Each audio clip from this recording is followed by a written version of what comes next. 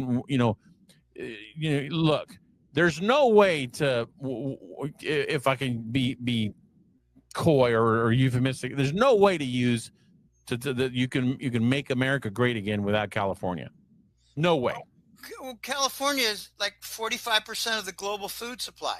Yeah. Why do you think Chinese want that? It's not Silicon Valley alone. No, they want Silicon Valley, but they also want the entire, what do you call it, Central Valley and those farms. It's the San Joaquin Valley.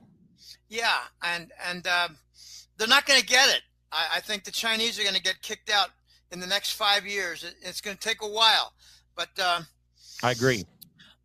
Ron, let me just make an interpretation, and it's aligned with what I'm hearing from you.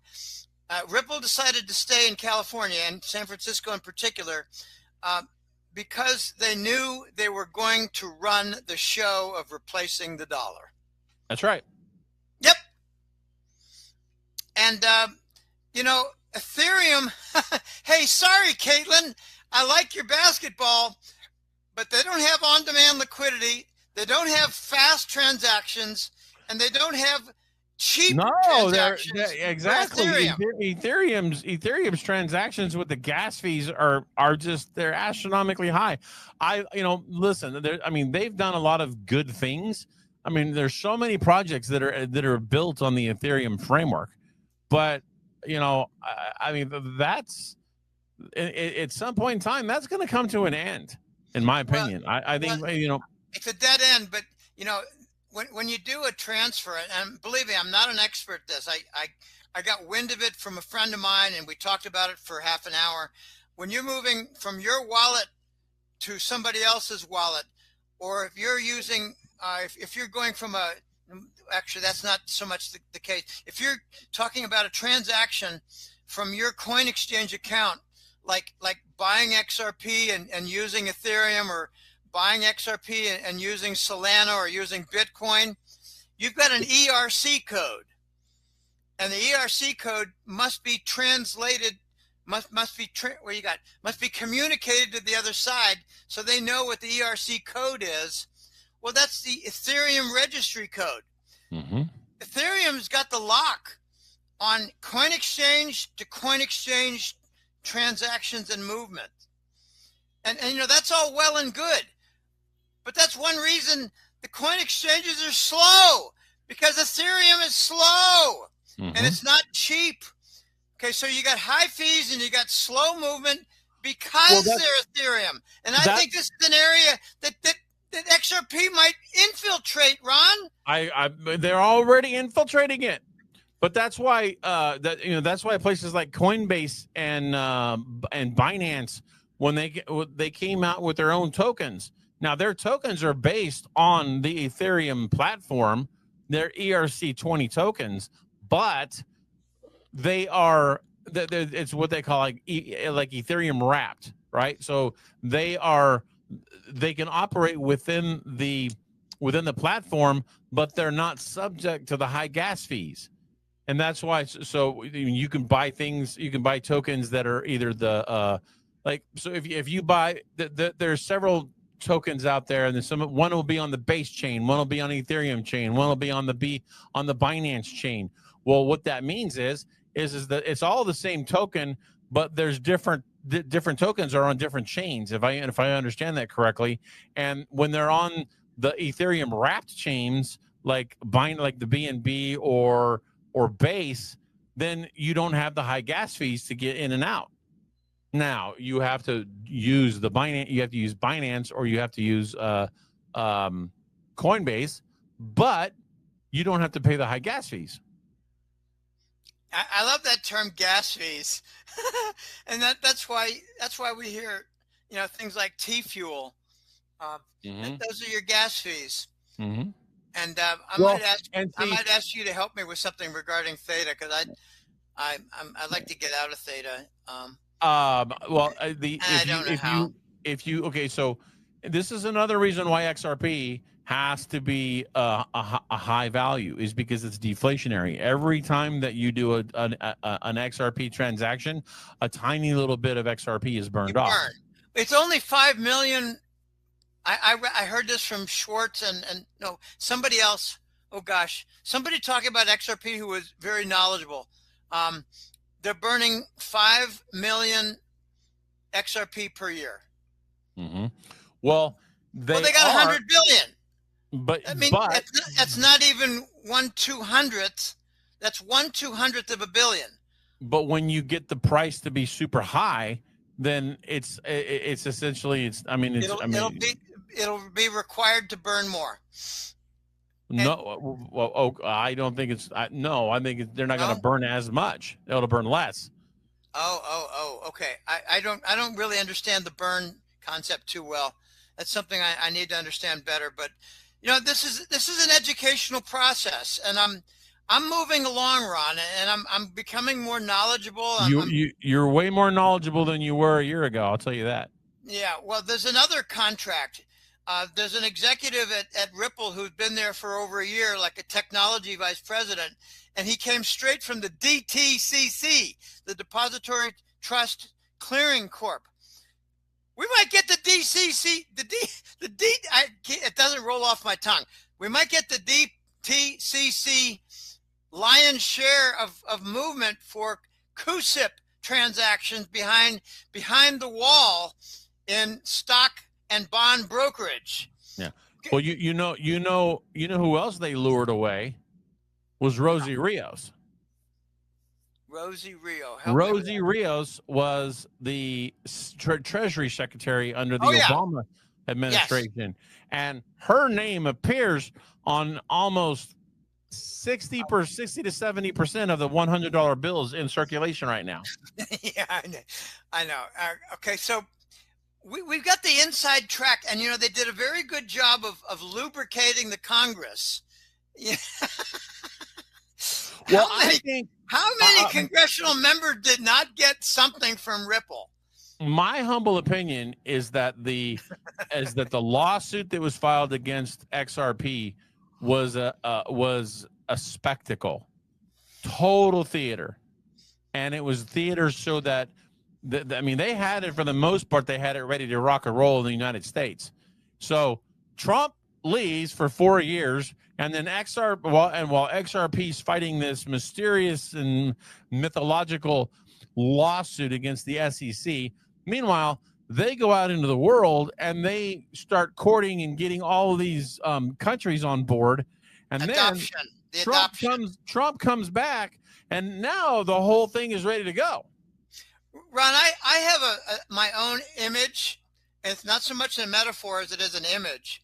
The SEC cases were frivolous, and they created a gigantic billboard on the highways that said XRP, it's coming to town. A billboard. Okay, great publicity. You can't pay for that kind of quality publicity, Ron. Right. And now all the cases are dropped and the publicity is still there, and everybody knows what XRP is. Oh, that's the coin that the SEC had no case in blocking. Mm-hmm. And now it's becoming more clear that the big banks use the SEC in order to slow things down so the big banks could acquire XRP and discourage the plebeians like us from buying more, but it didn't really work. Well, it did on some people. It didn't on others. The ones I've only known a couple people who got out of XRP and they said, I'm getting back in. So they got out. They got out at $2 and they got back in at $3. They got out at 50 cents and they're back in at $2 and they're really regretting what they did. And that's all well and good. And you know what? They probably lost they probably lost a third of their position or whatever. But you know what? At the end of the day, even that loss is the value of the token is going to make up for that loss. Oh yeah, 1,000-fold. And let me just say this. The digital asset space that we are coming into right now. A lot of people are just if I can't hold it in my hand, then I don't own it. Newsflash: you've been using digital currency for the last 50 years by virtue of a debit card. Okay, so the fact that the fact that you think you can't hold it in your hand is that is an irrelevant, it's totally stupid argument, and Right. with no disrespect, but no, I'll give them disrespect. I have no problem giving them disrespect. As what was the Florida senator? What's his name? Gates. He said, "Be offended." Yeah, be offended. I love that. Yeah, exactly. Be offended. But the ultimate point that I want to make here is that the digital asset space is the first new asset class that we have had in nearly 400 years since the stock. Okay, and I don't really think I don't think people truly understand the opportunity here for the formation and creation of generational wealth. Absolutely. Ron, you got to bring up the argument. You remember it was 20 years ago. Oh, I'm not really comfortable using online access to my stock brokerage account or to my bank account. I don't think it'll really take off. I don't think it will take root in the public with trust. Well, I remember 30 years ago, people said, I'm not sure email is going to become a standard business device. You know, if you can't see the letter in your hand and see the postage and know where it came from, like from, you know, Rapid City, South Dakota, then I don't know what it is. Okay, this is Neanderthal thinking. It's going to be passed by. The people who are talking like that are the same people who are refusing to buy a car because they have a very good horse and buggy. Well, there's more. I say to people, how do you like the fraud that's in the stock market and Wall Street with the bond market and duplicate serial numbers with treasury bonds and the Lehman crash and all that controversy with the corruption in the bond market with mortgage and finance? Did you lose your home? Did you get foreclosed? Okay, did you like that? Because digital finance is not going to remove 100% of that fraud. I think it's going to remove over 90% of it, 95%. It's going to be on the blockchain, and then you get elections that are going to be on the blockchain, and we're going to remove fraud from that. So, do you like fraud in banking, in brokerage? Well, then, okay, I can see why you wouldn't like Bitcoin and wouldn't like XRP. I tell you, I've been getting into a couple of arguments, and they're not heated. They're constructive. And I tell people, your argument that XRP is just another type of Bitcoin. No, XRP is not another Bitcoin. Bitcoin requires mining. Bitcoin has no headquarters. Bitcoin has slow transactions and costly transactions. Here's another one. The internet's just a fad. No one's going to shop online. They're going to be passed by. In fact, what I told this one friend of mine in Canada, I said, you know, you don't have to climb on board, but you're going to know people who become rather wealthy, like with several $100,000 in wealth or maybe a few million, and you're not. And you're not, because of your position right now. I said, XRP is not Bitcoin. There's no mining. Okay, there's a guy, his name is Mac something. I can't remember his full name, but he did some polls. You know, I'm a statistician. I know what polls are all about, and I know how they work, and I know the accuracy that is involved. And this guy did polls of 1,400 crypto owners. And it was like 75%, 80% in favor of XRP over Bitcoin. And this guy owns a lot of Bitcoin. The guy Mac, I can't remember his name, but he was like a 50-year-old guy, really smart guy, huge following, Bitcoin. And he is coming across the road into Ripple XRP ecosystem for its advantages. And he listed them. It's faster than Bitcoin. It's cheaper than Bitcoin. It's more reliable than Bitcoin. It doesn't require mining like Bitcoin. It's going to supplant and flip Bitcoin. It's going to happen. It might be a lot quicker than people realize. I think Bitcoin, I call it the anti-US dollar underworld coin. I don't. You're not talking about Max Kaiser, are you? No. Mac. Yeah. Mac ES, Mac SD. I can't think of his name. No. Mac Kaiser's great. I have a lot of respect for Max Kaiser. I wish he'd give me $1 million worth of Bitcoin. Well, he's not hurting. I know. He's not hurting with his. I mean, got a million Bitcoin. Oh my God. Yeah. I think he might buy a small Latin American country before long. Very, very possible. He might. Very possible. He might buy Guatemala or Salvador. Who knows? Exactly. He's got so much money. It's like, he's a little.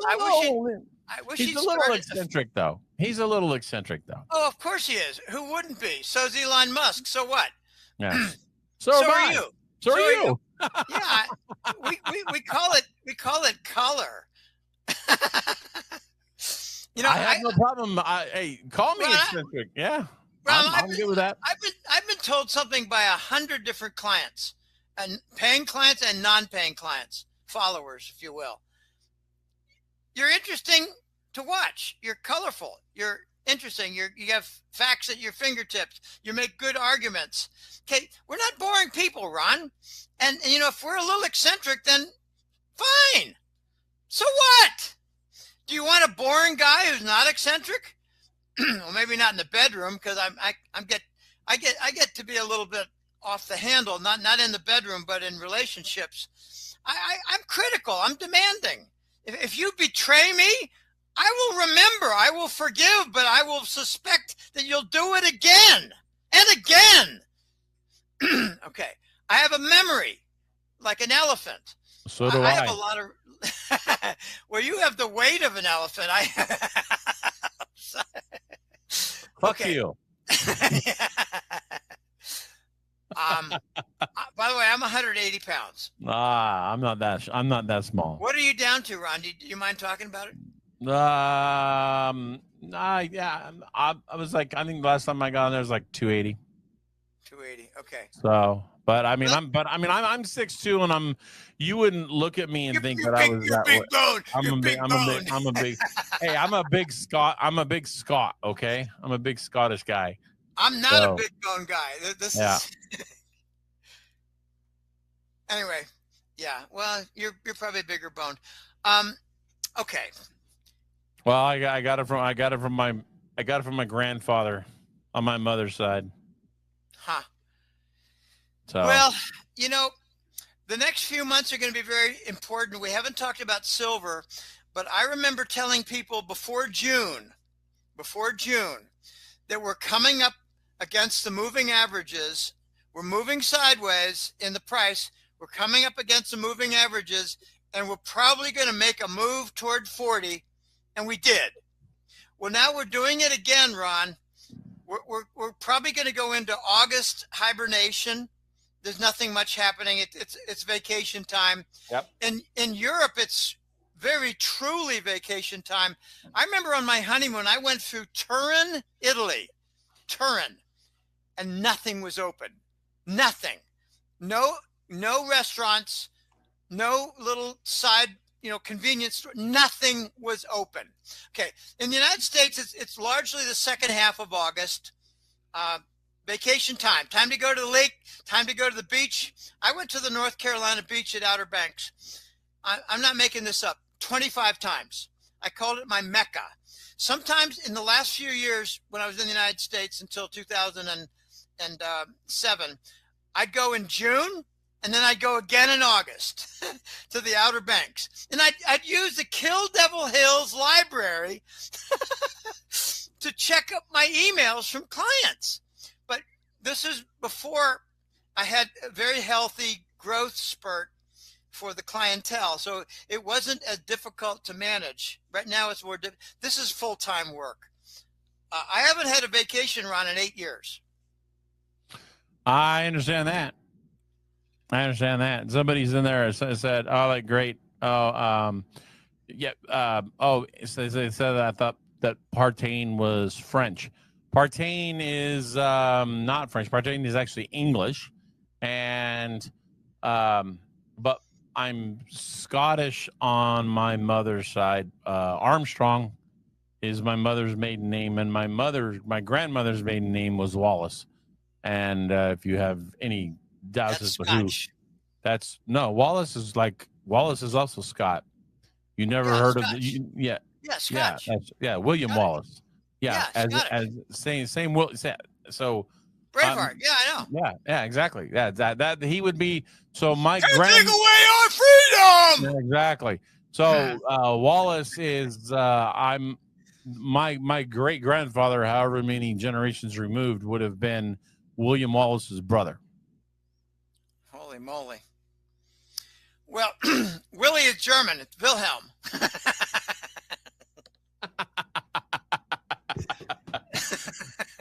That's hilarious. Yeah.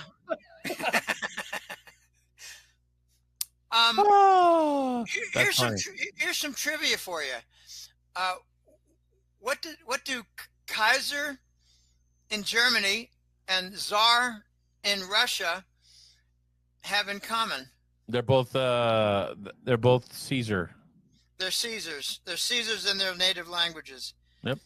In Spanish, it's Cesar. That's a giveaway. But Kaiser is Caesar in German, and Tsar is Caesar in Russian. Right. We just don't know how to spell Tsar in Russia because they got a different alphabet. So we got TZ, and we also got CZ. Who cares? Right. Who cares? CZ. I think CZAR is the most common used in the English language, but I think TZAR is probably the most appropriate if you're doing doing a translation. And their current czar is Putin. That's right. And that's why he's like the permanent president until he decides that he doesn't want to be it anymore. But then we might get a new Putin. Okay, we're on Putin number 3, by the way, people. This is the 3rd version of Putin. And the original, I have pictures of the original, not even remotely similar to the current Putin. Not even remotely. Okay, so all right. Well, anyway, so depending on which Putin we're meeting, Trump's meeting with him. Who knows? The current Putin is going to meet the current Trump. I was going to say something along those lines. No, I'm not. I will be honest with you. I am not of your opinion that they're changed, but that's okay. We can agree to disagree. We don't know. But they're meeting because they've already made an agreement. That's right. And Ukraine is not part of the agreement. The leadership in Ukraine, not part of the agreement. And I don't know if the leadership of NATO is part of the agreement. You remember when J.D. Vance went over there back in, March, and he told NATO to their face, look, if y'all want to continue this war,